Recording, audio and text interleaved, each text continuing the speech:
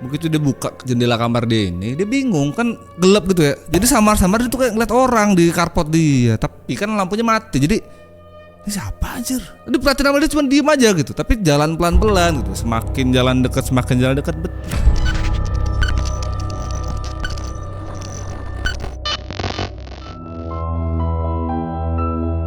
Gimana kabarnya kalian semuanya cuy? Selamat datang di Cerita Rizal Muk di episode 37.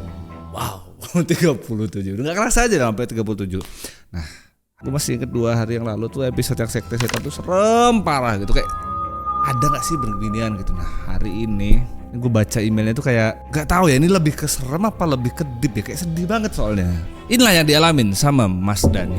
Jadi Dani ini punya 3 kawan lah. Nah, mereka nih berempat tuh ngapa-ngapain bareng mereka. Ada si Dani, Rama, Agus sama Tian. Sekolah mereka bareng, tempat tinggal mereka juga deket. Jadi mau di luar sekolah, mau di sekolah segala macam mereka tuh terbiasa bareng tiap harinya. Sampai ada satu momen salah satu di antara mereka harus meninggal. Yang bikin sedih di antara mereka bertiga ini bukan karena satu kawannya meninggal ini aja gitu. Yang bikin mereka sedih tuh karena masih ada satu pesan yang belum sampai selesai. Kira-kira apa? Siapin kopi, makan, apapun itu. Sini gue ceritain.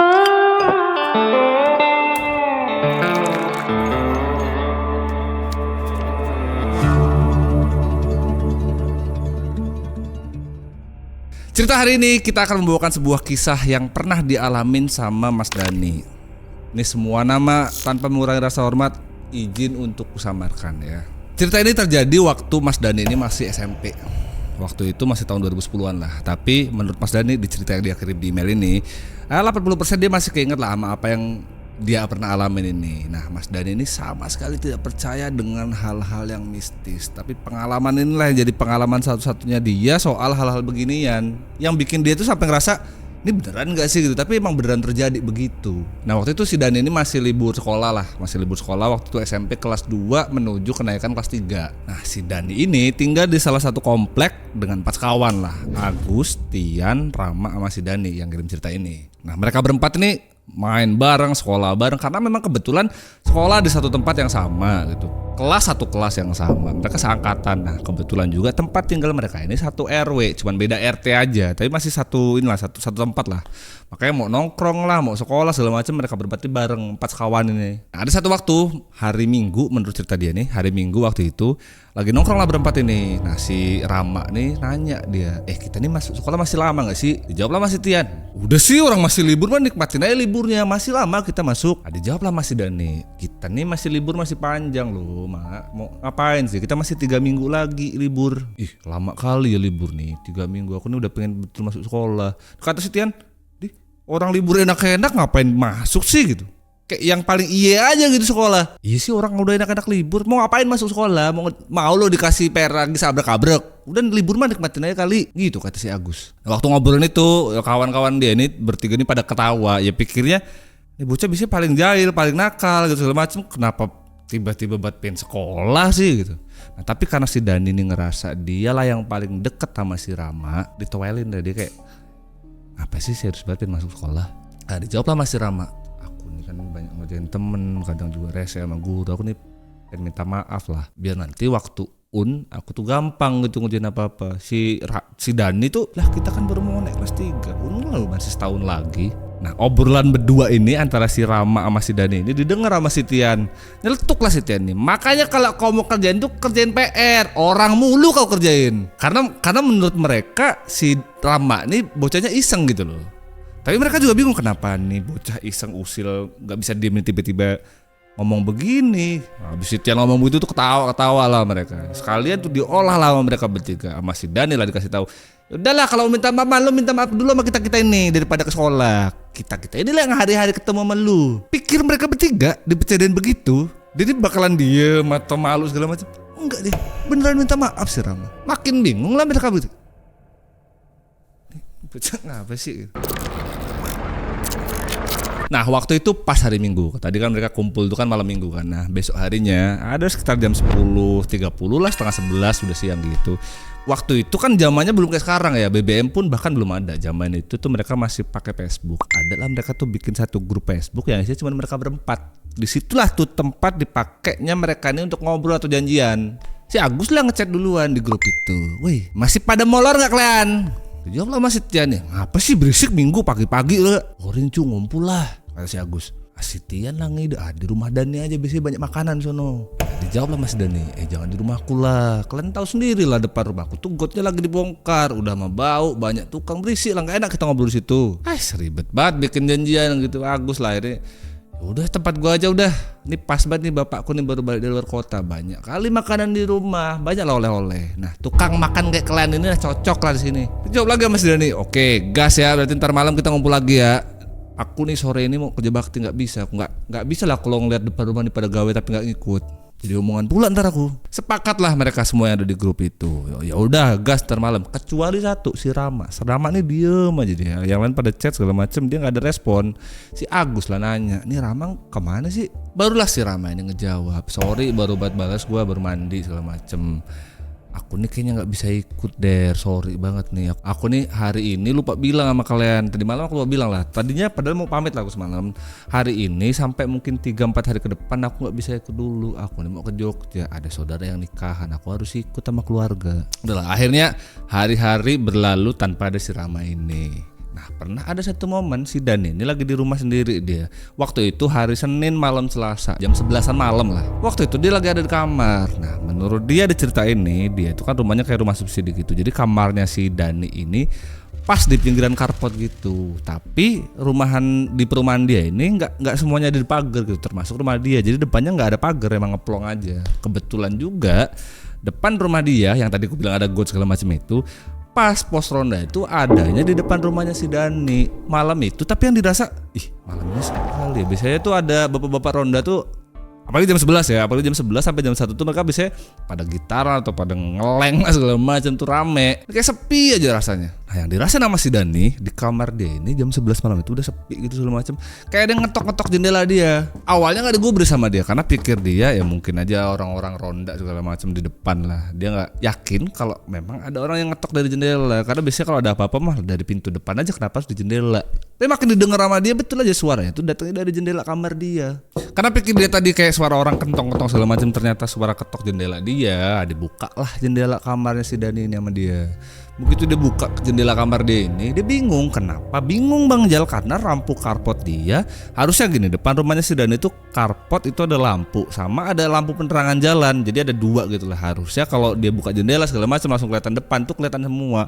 Malam itu waktu dia buka itu sepi, bener-bener udah sepi, lampu pada mati. Dia juga bingung, kenapa karpot gua sama lampu penerangan jalan mati gitu. Yang hidup tuh cuman tempat pos ronda itu aja, tapi juga samar-samar karena agak jauh kan. Tapi pikir dia, mungkin karena emang lagi ada benerin got segala macem kali ya, makanya listriknya diputus. Waktu dia buka itu kan gelap gitu ya, jadi samar-samar itu kayak ngeliat orang di karpot dia, tapi kan lampunya mati. Jadi ini siapa anjir? Dia perhatiin sama dia cuma diem aja gitu, tapi jalan pelan-pelan gitu. Semakin jalan dekat betul. Ternyata yang datang malam itu di rumahnya si Dani ini si Rama. Si Dani juga bingung. Lu katanya 4 hari, ini 1 hari udah balik. Dia ngejawab tapi cuman iya dong, flat aja gitu. Tapi si Dani kan gak mikirin apa ya, mungkin kecapean atau apalah. Dia tegur lagi sama si Dani, gak sopan lu, biasanya juga langsung masuk kayak dari depan. Tumben-tumbenan lu ketok-ketok di jendela jam segini. Terus sini masuk aja gitu. Tapi si Ramanya gak mau masuk. Udahlah gak usah masuk lah, aku di sini aja gak enak. Mak bapakmu juga udah pada tidur kan, gak enak aku mau ganggu. Si Dani makin bingung nih. Bocah tumben-tumbenan begini. Ditanya lagi lah sama si Dani. Biasanya kalau main ke rumah spam telepon biasanya. Apa sih zaman dulu tuh bahasanya miss call gitu, biar bukan pintu. Ini tumben-tumbenan datang langsung ngetoknya jendela. Dijawab lagi lah sama si Rama. HPku hilang. Lah, hilang di mana? Hilang di Jogja. Tapi si Ramanya cuma ngangguk aja dia. Dia enggak ngejawab apa gitu, cuma ngangguk aja. Nah, si Dani ini ngeliat mukanya. Apalah kawan satu ini mukanya pucat betul. Dia perhatiin kan dari atas sampai bawah.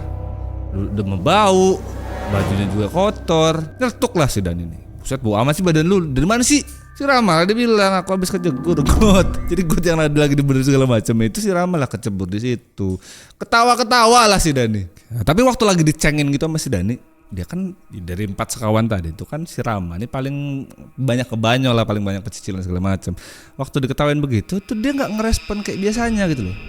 Flat aja. Nah ternyata maksud datangnya si Rama ke rumah si Dani ini dia mau ngantar titipan. Baju yang tulisan Jogja hitam tadi itu yang mau diantar sama dia malam-malam. Aku kesini mau ngantar titipanmu ini Dan. Si Dani sebetulnya juga bingung. Kita loh tiap hari juga ketemu, kayak nggak ada hari besok aja. Besok aku nggak bisa dan besok aku mau istirahat, tidur pulas, nggak mau diganggu dulu. Udah nih oleh-olehnya gitu. Oleh-oleh itu dikasihlah ke Dani. Nah, diterimalah kaos itu sama si Dani. Karena emang si Dani ini emang udah lama tuh ngincer kaos itu dan nggak punya. Kebetulan dikasih sama kawan dia nih. Seneng betul lah dia malam itu. Nah, diterimalah barang itu. Abis itu dia bilang sama si Rama, "Mak, thank you ya."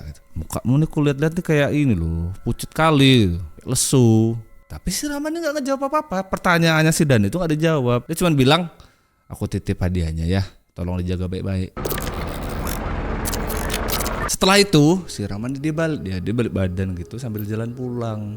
Sambil jalan pulang ini dia sambil ngomong lagi sama si Dani, "Kayak aku gak bakalan balik sini lagi." Dan itu bingung. Tapi dia sekelibet tuh keinget sama. Jadi dulu tuh si Rama ini pernah bilang sama si Dani kalau nanti waktu kelas 2 atau kelas 3 SMP dia bakal pindah ke Jogja. Karena memang kebetulan bapaknya tuh pindah tugas di sana. Belum lagi saudara-saudaranya si Rama ini memang banyakan di Jogja. Cuman Dani ini inget betul dulu tuh si Rama tuh cerita, "Besok nih aku kayaknya kelas 2 kelas 3 ini bakal pindah, aku nih gak bisa di sini lagi nih, gak bisa kumpul-kumpul lagi sama kalian. Tapi kau ini gak usah bilang-bilang ya sama aku sama Tian ya. Gak enak kali aku." Kamu tuh jadi pindah emang? Tapi si Rama tuh gak ngejawab pertanyaan si Dani. Dia cuma nengokin si Dani gitu sambil senyum aja. Habis itu udah langsung balik dia. Diteriakin lah sama si Dani ini, "Cula lihat tuh cok, rupamu gue prangus sono." Sama si Dani ini teriak lagi nih, "Hati-hati cok, awas kalau dia kejegur neh." Selesainya si Rama ini pergi. Baju yang dikasih sama si Rama ini Dani senang betul kan dia. Dia tuh emang dari lama tuh ngincer baju yang begitu gitu ya. Ada tulisan Jogja, dipakai lama dia dicoba segala macam. Senang dia. Tapi abis itu sama dia dilepas, dimasukin lagi lah ke plastik itu. Ditaruh lah sama dia baju pemberian si Rama ini di lemari. Nah, selesai dia naruh baju itu, ditaruh sama dia tuh di tumpukan baju di paling atas lah. Kepikiran dia sama kawan satu tadi. Karena ngeliat mukanya tuh kayak murung gitu, kayak capek betul. Malah dichat lah sama dia, "Cowok satu suruh cowok mandi terus istirahat." Tapi nggak dibales sama si Rama. Tapi pikir Dani, ya udahlah, paling juga udah ketiduran, capek juga kayaknya. Besoknya bangunlah dia, tapi bangunnya tuh agak kesiangan, jam 10 lah dia bangun. Dibangunin lah sama maknya. "Dan, bangun Dan. Aku nih sebetulnya malas banget mau bangun jam segitu. Tapi ibuku nih banguninnya tuh kayak maksa gitu." Nah, si Dan ini apal betul kalau makku nih bangunin aku tim maksa begini, biasanya masa enak lah. Bangunlah si Dan ini, bangun dia, habis itu mandi sekalian dia, habis mandi selesai mandi segala macem, mau ambil HP dia, tapi belum sempet nengok HP-nya, dipanggil sama ibunya dari ruang tengah itu dipanggil, "Dan sini Dan." Disamper lah sama si Dani, tapi ibunya nih serius betul, kayak mau ada sesuatu yang diomongin tapi serius gitu loh. "Kenapa sih Bu? Serius betul? Temenmu ini loh nang si Rama, kok udah nggak ada?" "Oh, memang mau pindah ke Jogja sih Bu, orang tadi malam juga bilang sama aku." Ibunya nih bingung sama jawaban si Dani. "Kak, tadi pagi loh Ibu waktu lagi belanja sayur segala macam ngobrol sama ibu-ibu di sana segala macam, Ibu lo denger ada yang meninggal, temanmu itu lah yang meninggal." Si Dani itu langsung nge-freeze, dia kaget juga. Ibu nih ada-ada aja sih Bu. Tadi malam lo masih sama aku di depan di jendela dia nganter baju." Belum selesai tuh obrolannya mak sama anak ini, ada yang ngetok pintu. Tok tamu. Tamu tuh ternyata tetangga sebelah mereka. Tetangga sebelah mereka ngasih tahu, "Bu, punten kok lampu teras sama lampu ini gak dimatiin sih Bu? Jadi lampu yang semalam itu masih nyala." Ini si Dani tuh bingung kayak, "Hah? Lampu?" Dia dengar tuh obrolan ada yang tamu tuh, "Bukannya semalam lampu teras sama lampu pinggir jalan tuh penerangan jalan mati ya? Kok ini belum dimatiin?" Habis itu betul aja sama ibunya, "Oh nggih matur nuwun nggih." Dimatiin lah sama ibunya. Dani makin bingung loh. Saya ingatku loh semalam nih dua-duanya mati. Karena makin panik nih si Dani ini keinget, kaos. Habis itu tuh, habis maknya mati lampu segala macam, Dani langsung lari ke kamar dia. Dia mau mastiin gitu loh, ini nih sebetulnya bener gak sih gitu. Dia mau mastiin kaos yang tadi malam. Masuklah dia ke kamar, buka lemari, dia ingat betul kalau kaos yang dikasih sama si Rama semalam tuh ditaruh di tumpukan paling atas. Dicari sama dia, tapi itu kaos yang ada di lemari udah gak ada. Masuklah ibunya ke kamarnya si Dani. "Kamu nyari apa Tole?" Kayak gupek loh. Ibunya nih ngeliat si Dani itu kayak orang bingung, kayak panik gitu loh. Apa-apa diacak-acak segala macem. "Ini loh Bu, aku tuh lagi nyari kaos yang diantar sama Rama tadi malam." Dia ngomong begitu tuh sambil gemeteran lah ngomongnya. Ditarik lah sama ibunya. Udah nang, sini duduk dulu. Nang, kamu yang ikhlas ya. Temenmu ini udah gak ada, udah meninggal jam 4 sore kemarin. Tadi malam baru diantar ke rumah duka. Hari ini nanti jam 1 siang itu baru mau dimakamin. Nanti kalau mau datang bareng ke sana sama ibu. Kamu yang sabar tapi yang ikhlas. Dan itu yang tadi nyari baju tuh udah gemeteran, denger itu kayak dia masih belum bisa menerima kenyataan gitu loh. Kayak antara mau nangis, gak percaya sama bingung dia. Dia tuh masih denial gitu, masih seakan-akan mau ngeyakinin ibunya, enggak bu, ini ada baju yang tadi malam baru diantar sama si Rama gitu. Tapi udah lemes gitu loh, badan itu udah gemeteran, lemes banget dia. Akhirnya dia ambil HP, diambillah HP dia itu. Betul aja, di HP itu ternyata tuh kawan-kawan dia tuh si Agus, si Tia tuh udah pada miss callin dia.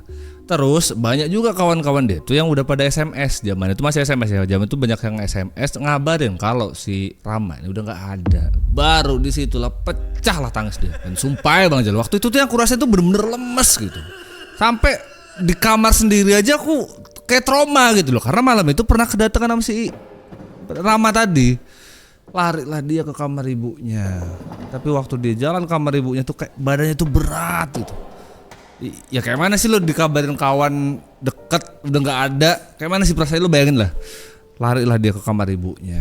Dia kayak mau ngomong sesuatu sama ibunya tuh kayak gak bisa kesampein. Tapi ibunya ngerti betul lah kayak mana perasaan anaknya ini. Nah panik lah ibunya karena si Dani ini badannya tuh loh panas demam, kayak sakit tiba-tiba aja. Sampai akhirnya hari itu Dani sama ibunya tuh gak ngelayar ke tempatnya si Rama. Ya kayak mana kondisinya si Dani itu juga begitu. Udahlah enak ya, kita besok aja kalau mau takziah ke sana. Sekarang kamu harus istirahat. Udah kamu istirahat Tonang, nanti tak panggilin mantri ke rumah gitu. Akhirnya bener, dia istirahat, tidurlah di kamar ibunya dia. Di kamar ibunya dipanggillah mantri segala macem. Sampai beberapa hari tuh sakit demam dia. Udah yang demam begitu, dia tuh juga gak berani tidur di kamar dia sendiri. Jadi buat selama dia sakit ini, dia tidurlah di kamar maknya sama maknya. Bapaknya lah tidur di kamar dia. Sampai 3 hari lah kurang lebih, baru panas dia tuh ngereda. Nah waktu sebelum 3 hari ini, hari kedua tuh kawan-kawan Denny, si Agus sama si Tian ini udah sempet datang nengok dia. Itu menurut ibunya, karena yang dia rasa tuh kayak mana, mungkin dia kayak ngerasa ada tamu segala macam, tapi tuh dia gak bisa ngobrol. Kejadian itu benar-benar bikin Dan itu shock lah dia kaget sama situasinya gitu loh. Sampai dia nggak tidur di kamar dia itu sampai sebulan, benar-benar sebulan full itu tidur di kamar maknya. Walaupun sebetulnya hari ketiga itu dia udah sembuh lah. Nah di hari keempat meninggalnya si Rama ini, kawan-kawan dia tadi si Agus sama Tian itulah datang ke rumah. Ya kebetulan juga udah agak enakan, tapi itulah alasannya kenapa mereka datang, karena si Dan ini nggak ada kabar semenjak sakit tuh, kayak HP pun nggak kepegang sama dia, jadi nggak sempat berkabar. Masih ingat grup yang di atas tadi, karena grup itu yang bisa dipakai mereka tuh buat ngobrol. Ini nggak ada obrolan sama sekali.